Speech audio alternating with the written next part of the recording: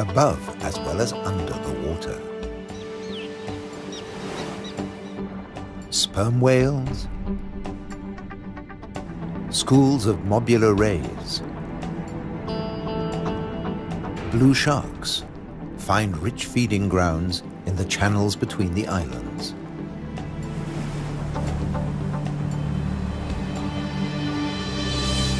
Nutrient-rich reefs draw in life. Blue whales seek out tons of krill in ocean depths.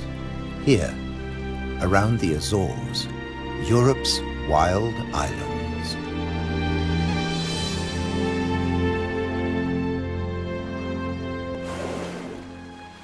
A family of false killer whales cruise the ocean on the lookout for prey. A blue shark patrols alone. Shoalfish confuse single predators. But when they meet false killer whales, the water boils. An individual false killer whale dives down with its prey.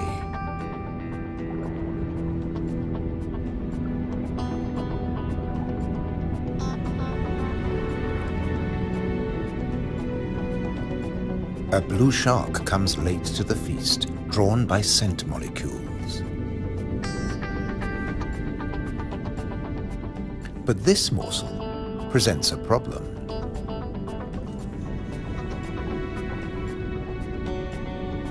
With jaws not made for chewing, it'll never swallow this tail fin.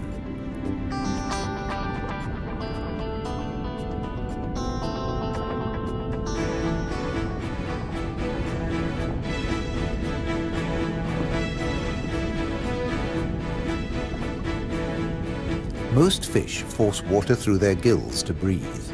This shark can't, so it has to keep moving.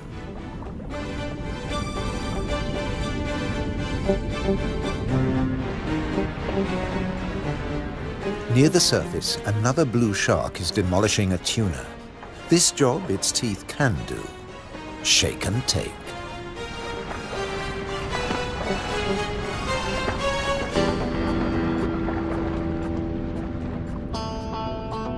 Fragments streaming from its gills float to the surface.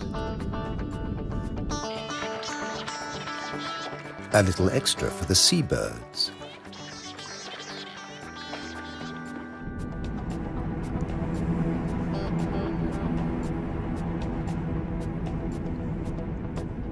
Not all the remains go up.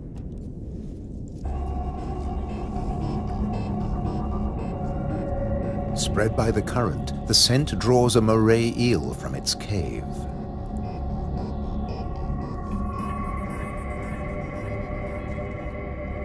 Sea bream, triggerfish, and painted combers are on its tail.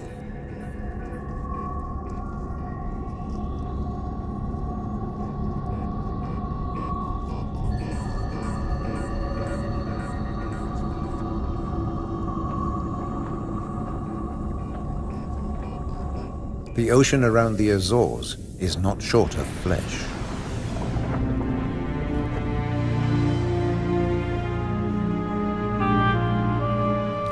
And yet above the water, the islands themselves have no large wild animals. When Portuguese sailors landed on the Azores in 1427, these first humans found no vertebrates at all, except birds and two small species of bat. The birds evolved over time. This variant of the grey wagtail lives only on the Azores.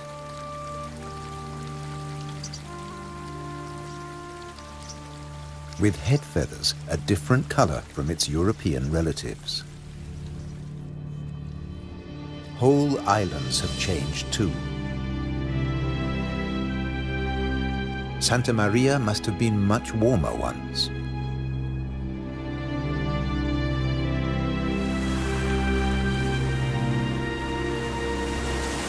Many of these ocean fossils belong to extinct species that once lived in warmer waters.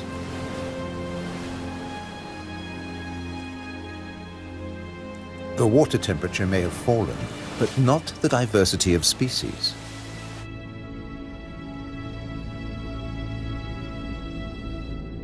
After nearly 6 centuries of human habitation, the seas around these volcanic islands are still largely unexplored.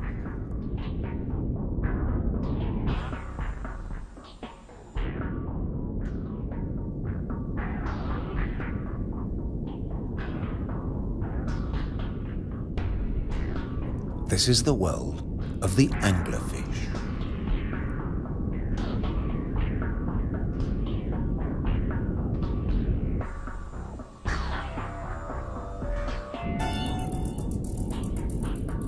A 1,000 meters down, this pink frogmouth ignores the pressure of 100 kilos per square centimeter. Other deep dwellers are less easy to name.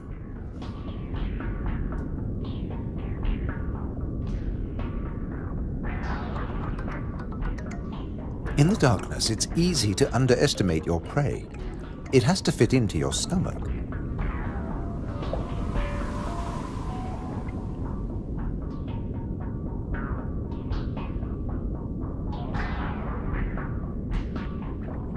The six-gill is one of the largest deep-sea sharks, but at night it swims to the shallows to feed.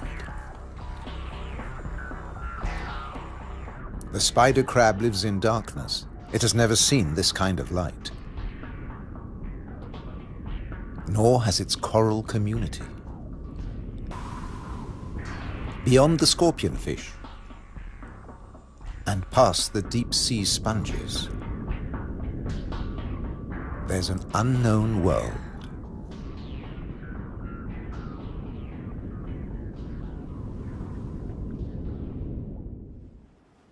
Imagine the Atlantic between Europe and America 8 million years ago. Pressure along the mid-Atlantic ridge forces the continental plates apart. Volcanoes pierce the surface on both the Eurasian and the American side. The Azores.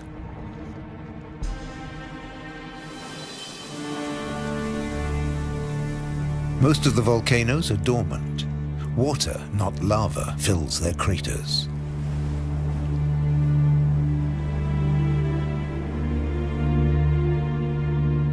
Sometimes only crater edges rear from the sea, worn down by the elements. Spawned by the sea, there too they will return. For now, it's craters that dominate the landscape.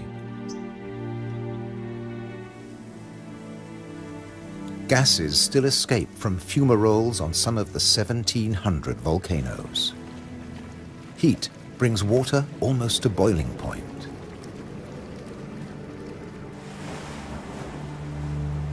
A massive eruption hit Fayal Island 60 years ago.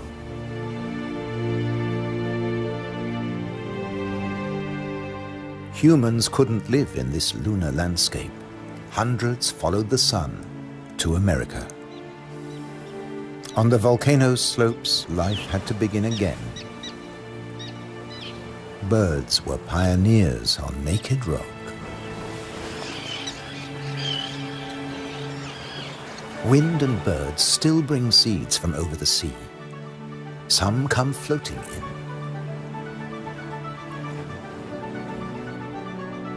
Humans brought the Hottentot fig, and plants create the first soil on bare rock.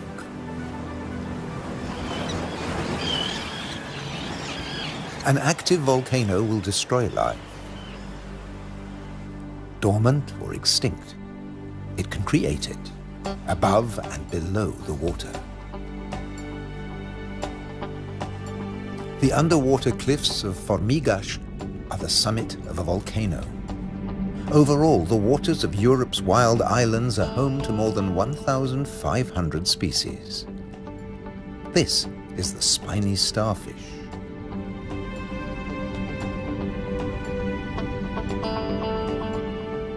There are 530 fish species, like the damselfish, swarming along reef ledges.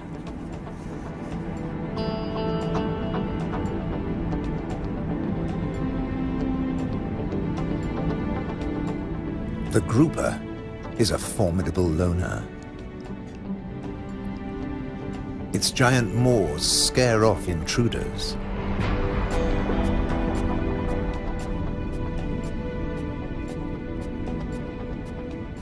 The barred hogfish is a lot prettier than its name. It's a protogynous hermaphrodite like its cousin, the grouper. It starts off female until it reaches a certain length. Then it becomes a male, aggressively defending its territory.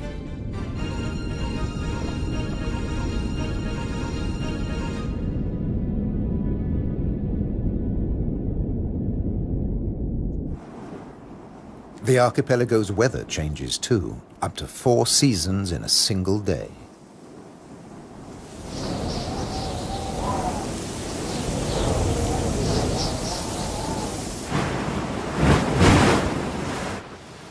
And when the winds blow above, down below, no one is safe. The storm surge tears into the sea floor. But turbulence won't deter European eels from their prey. They're adaptable, living equally happily in salt and in fresh water. This is just swell. Heavy surf stirs up food. For some, that means come out and eat. For others, take cover. The powerful grouper hides in his rock grotto.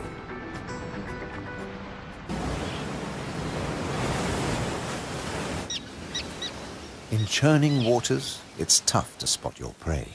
But the common terns have no choice. The first chicks have hatched, and they're waiting to be fed.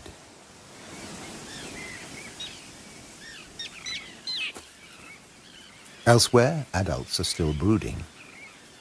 The nest, a few pieces of dried grass, hardly visible. The parents sit in turn for 3 weeks. Their beak, both dagger and tweezers, is perfect for catching small fish.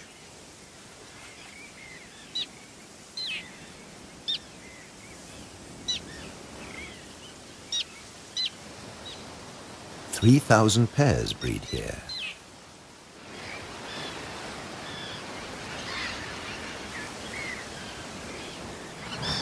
Typically, each couple lays 3 eggs.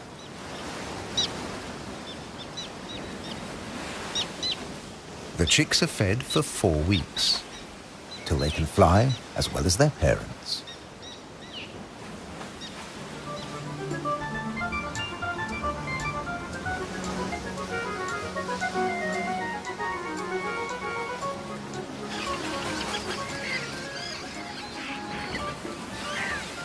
Then they're ready for takeoff on the long journey to South Africa.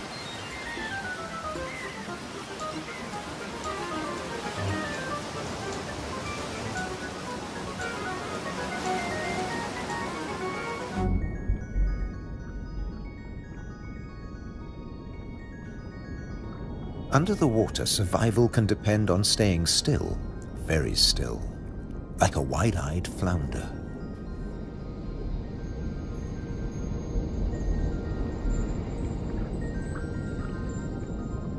With his general-purpose military markings, the Guinean pufferfish doesn't mind being seen. The Atlantic lizardfish doesn't bother with disguises at all. It simply shimmies into the sand.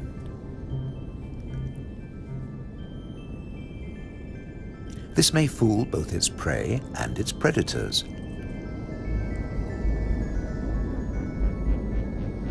But it won't fool the pufferfish patrol.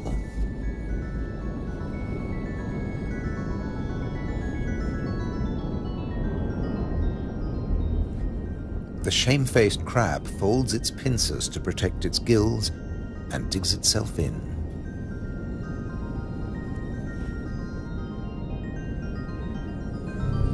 Leaving no opening for the plump flatfish.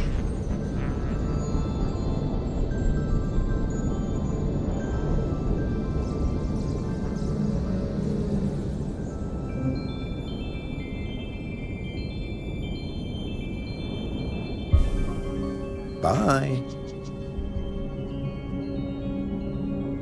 A starfish flees at top speed from a marauding snail.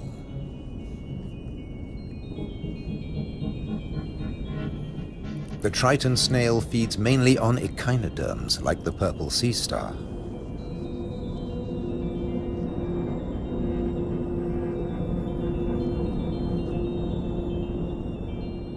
It's no big deal for an octopus.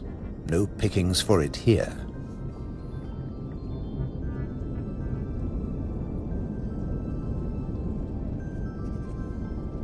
Sacrificing an arm, the starfish gets away.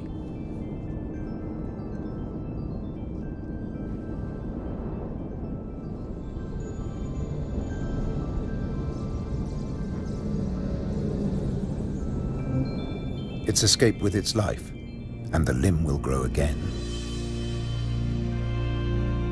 These wild islands in the Atlantic are a freshwater reservoir. Vast amounts of seawater vaporize in the warm ocean air, and freed of salt, they unload onto the Atlantic islands.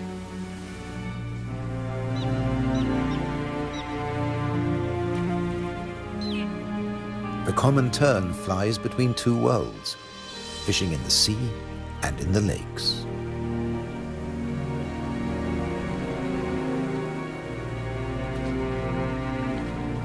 Humans brought the freshwater fish to these islands. Water flows straight off the impervious lava rock.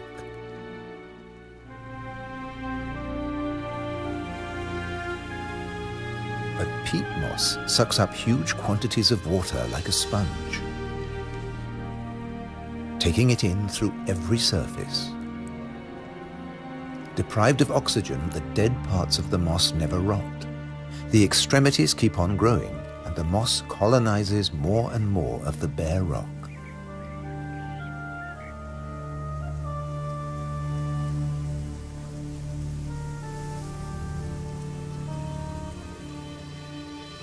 Just beneath, more than 270 caves pierce these wild islands, dark and cold. Perfect for isopods, crustaceans that have their breathing organs in their legs. Or for cyanobacteria, a life form that has existed for nearly 4 billion years. Cooling lava drops create amazing shapes. Shark's teeth. It's a hollow, secret world, just waiting to be filled. Past the undersea threshold of the Azores, it's permanent night. Perfect for a nocturnal common stingray.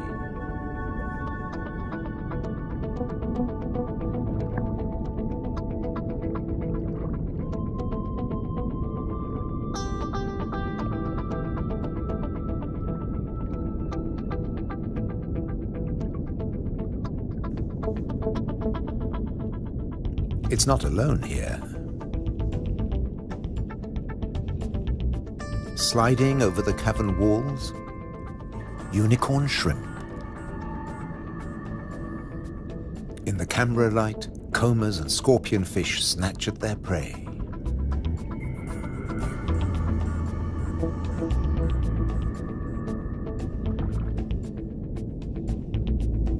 The brown moray eel is cleaning up on the cavern floor. The shrimps come up from deeper waters to spend the winter. For some, it's a short winter. The females packed with blue eggs are especially sought after.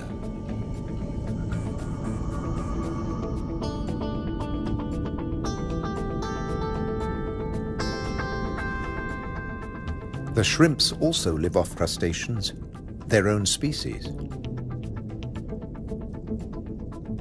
What's left of the moray eel's dinner?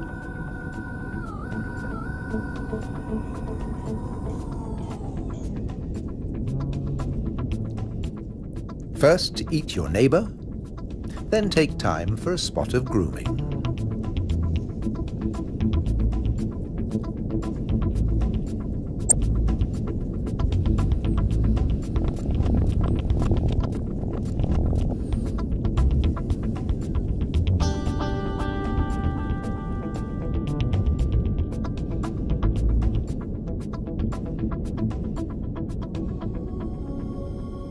Nearby, on the rocks, an octopus with a human face reaches out.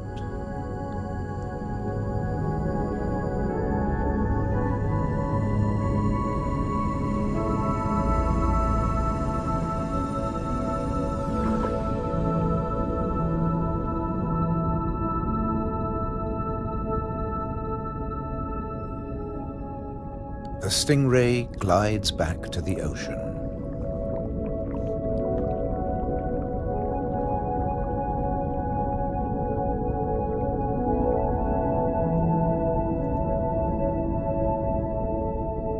Passing the hundreds of bristleworms growing in front of the cavern.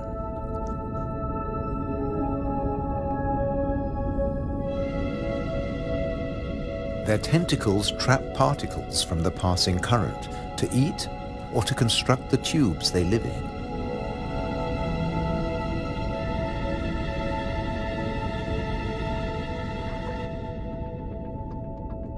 Deeper down is a mysterious place, a rare sight in the Azores, a garden of soft corals. They don't make chalk exoskeletons like their tropical cousins.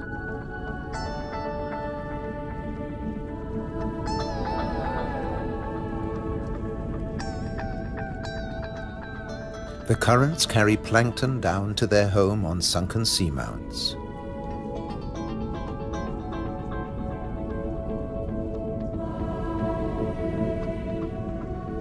The venomous buried anemone is active only at night. During the day, it contracts. Once, scientists couldn't agree whether corals were plants or animals, so they called them anthozoa, flower animals.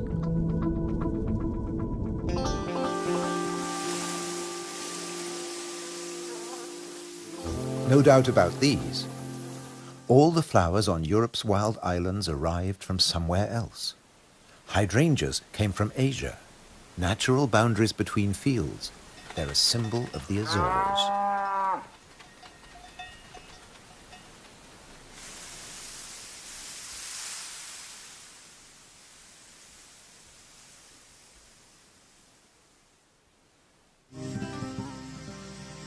Hundreds of stone walls create hundreds of microclimates for the vines the settlers brought in the 15th century.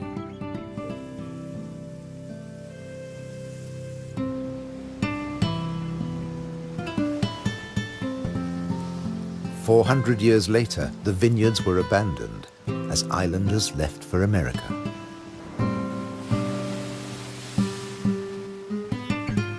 The stone walls became a playground for Madeira lizards. They were brought here by seafarers too. Azores wines are now fashionable again.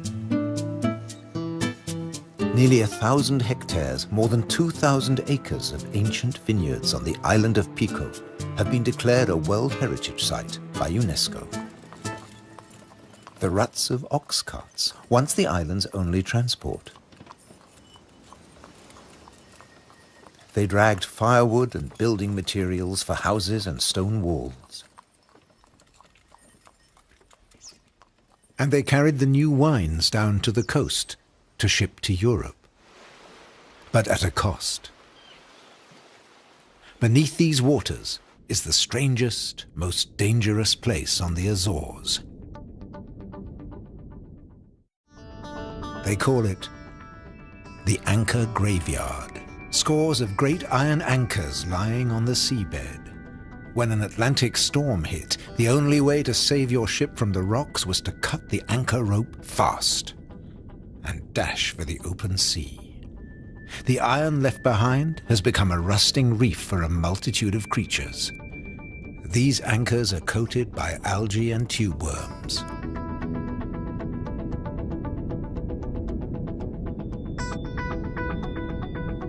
A shark's outline protects hiding fish. The grim-looking sea robin feels its way. The 3 front spines of its pectoral fins have their own receptor cells for finding food. The Mediterranean mooray's mouth is mournful, but it's miming the call of the sea robin's swim bladders. A common octopus discreetly searches for food. It will fit in anywhere.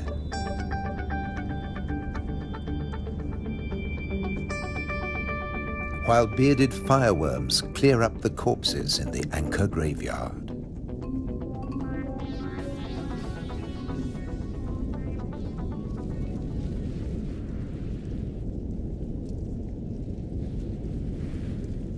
They are the mobile relatives of the immobile tube worms.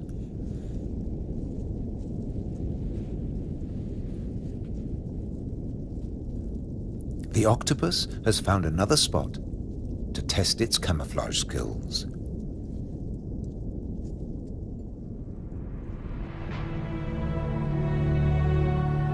Above water too, human presence is everywhere, even in the craters.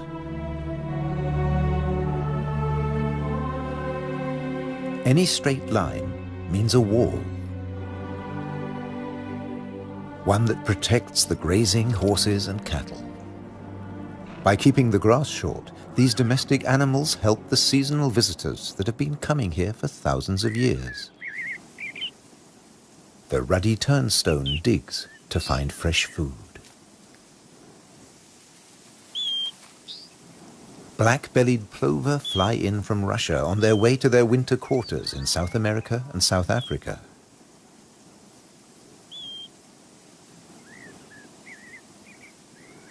The ruddy turnstone drops in from the Arctic.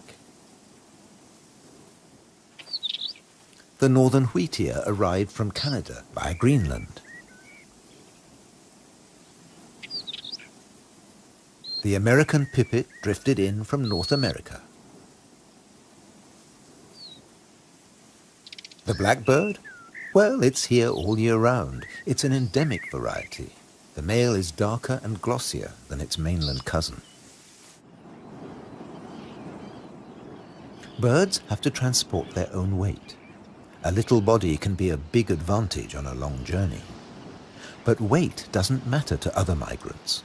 They're supported by water.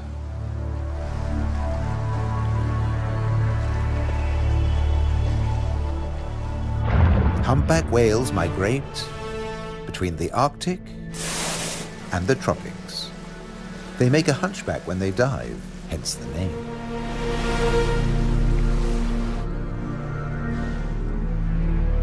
A pod of fin whales, the blue whale's closest relatives. The two species can interbreed. They swim back and forth between Arctic and subtropical waters.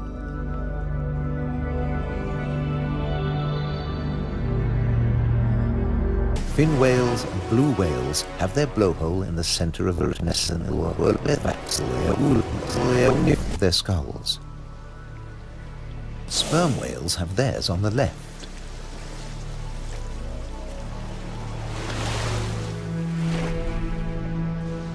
Baleen whales spend long periods sieving krill and plankton from the waters of the Azores.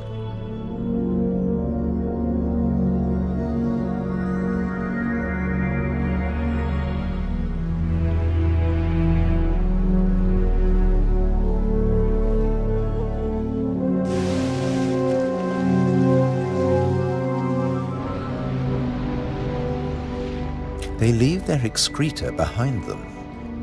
It feeds vegetable phytoplankton. Animal plankton eat the phytoplankton, and at the other end of the food chain are fish and the whales themselves. But a great deal of whale food comes from deeper down.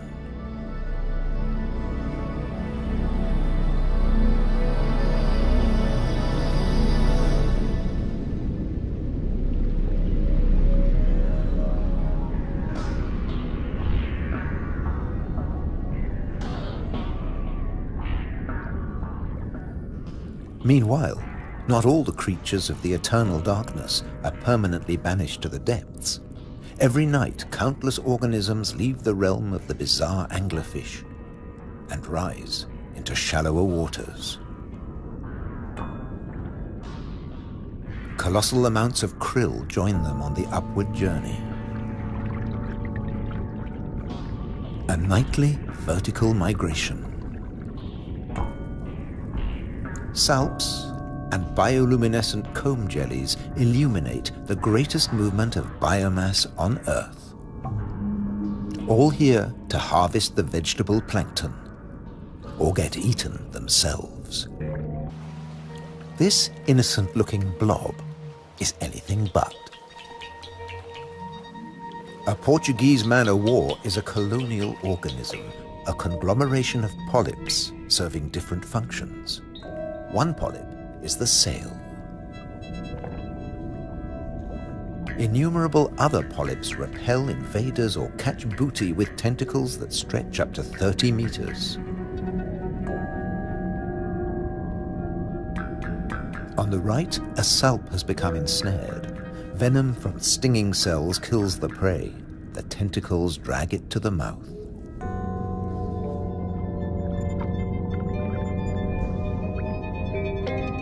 Salps are tunicates or sea squirts, more closely related to us than to jellyfish.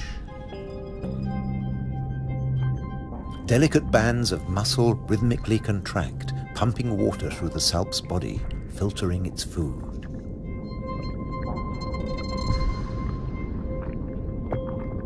Salps build into chains and can direct themselves through the water.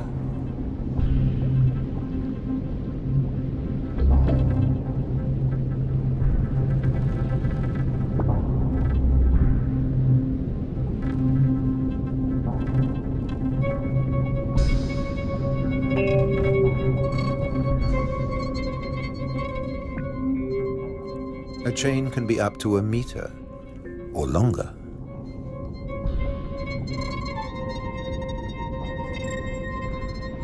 Unlike salps, many jellyfish have venomous tentacles. But they too have predators. They're one of the favorite foods of loggerhead sea turtles. On their 5-year journey from the Florida beach where they were born, they swallow innumerable jellyfish immune to the venom. But there's another hitch. Comb jellies have no sting cells, but in the water they look a lot like drifting plastic.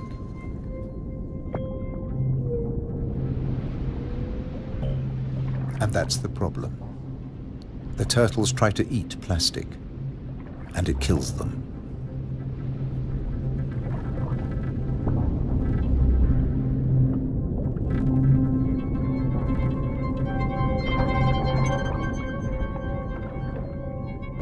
This is a great jellyfish hunter. At up to 3 meters in length, the ocean sunfish particularly relishes the Portuguese man-o'-war. But that too catches other jellyfish.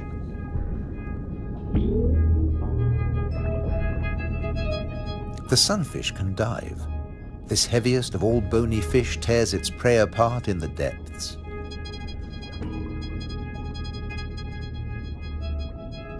The man-o'-war must stay on the surface, but it's a most effective hunter.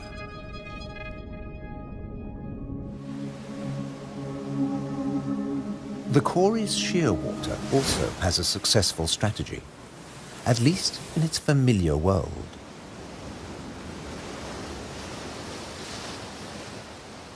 It deposits its eggs in niches high on the rocky cliffs. No surf, no high tide can reach its young. But now they face a new danger. Stray cats.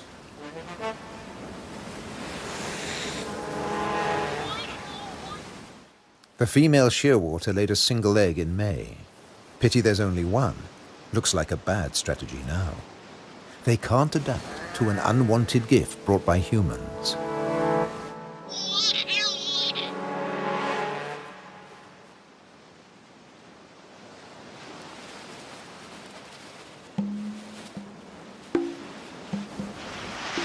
On the island of Corvo, more than 80% of predated chicks are the victims of cats.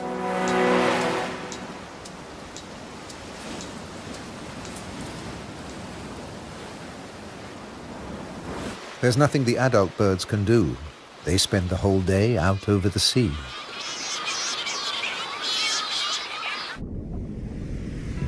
By contrast, periphyton, a mix of algae, bacteria, and microbes, stay where they grow, ruled by time and tide. Some quickly find a home on flotsam and jetsam.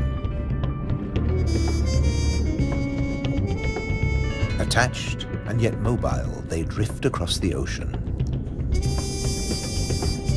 Goose barnacles fix onto hard surfaces. Their cirri grasp plankton from the water. No matter what it's made of, marine debris attracts life forms.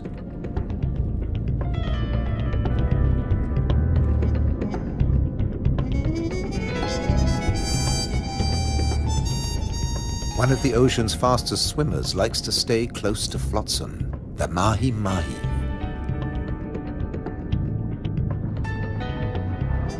Because floats and buoys provide protection in the open sea. Some species may have survived ocean transfer as passengers on floating debris.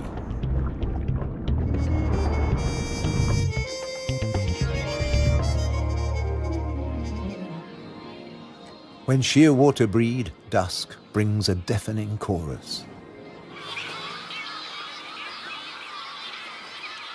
Parent birds calling to their young as they return from the sea.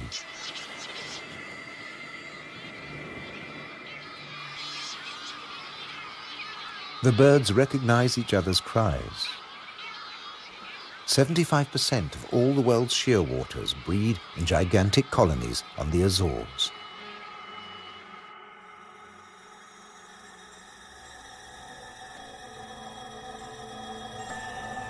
The name Madeira lizard says it all. This creature originated on a distant island.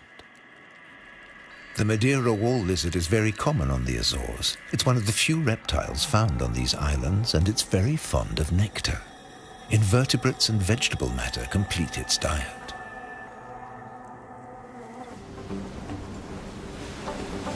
Just across the bay is the domain of a giant. This is the whale shark. The world's biggest fish. That's what 12 meters of muscle and cartilage say about the whale shark. Like mobula rays, it's mainly a plankton eater, but also eats crustaceans and small fish.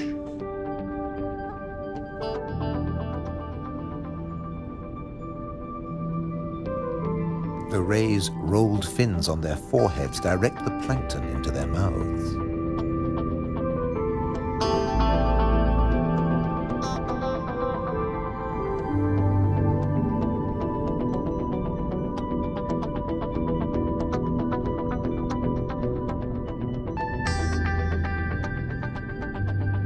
Mobula rays are part of the manta ray family.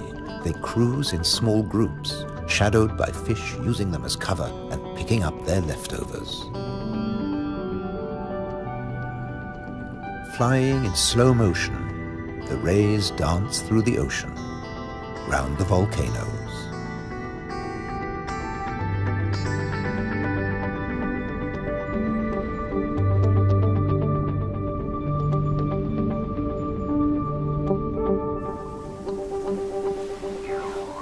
High above, there's something stirring on the cliffside.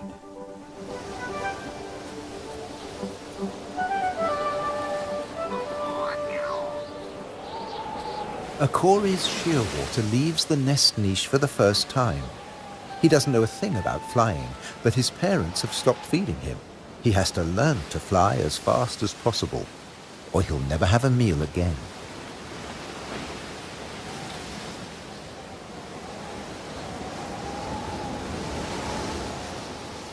He needs a takeoff point with a fair wind.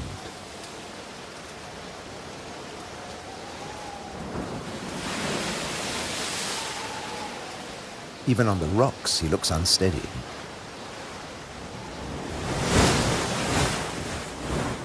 A fellow shearwater learns the difference between flying and falling.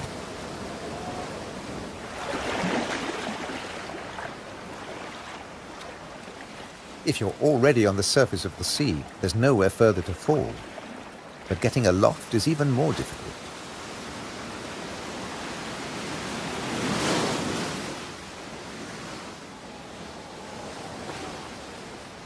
Wings over water. That's the right idea.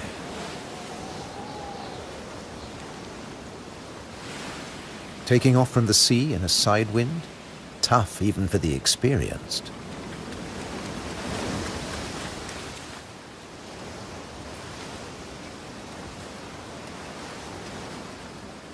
It's now or never. Pluck up your courage. Embrace the wind and off to South America.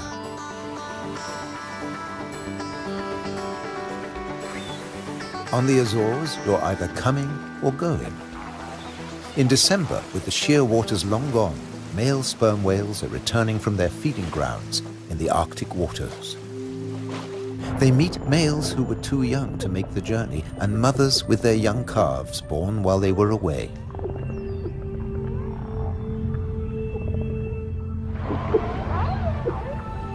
While the mother dives for food, her calf stays on the surface. It'll be 2 years before he dives with the group.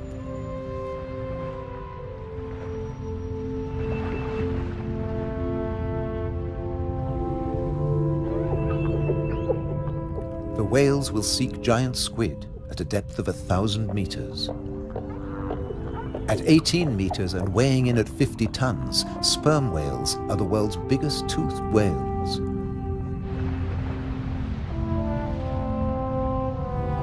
The calf will remain alone for up to an hour, defenseless against a possible attack by killer whales.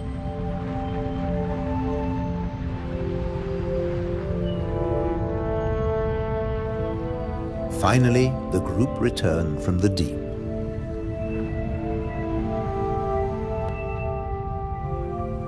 The calf is once more under the protection of its mother. She will feed it for 2 years. During this time, she won't fall pregnant. Now the whales can take their ease, preferably hanging vertically in the water.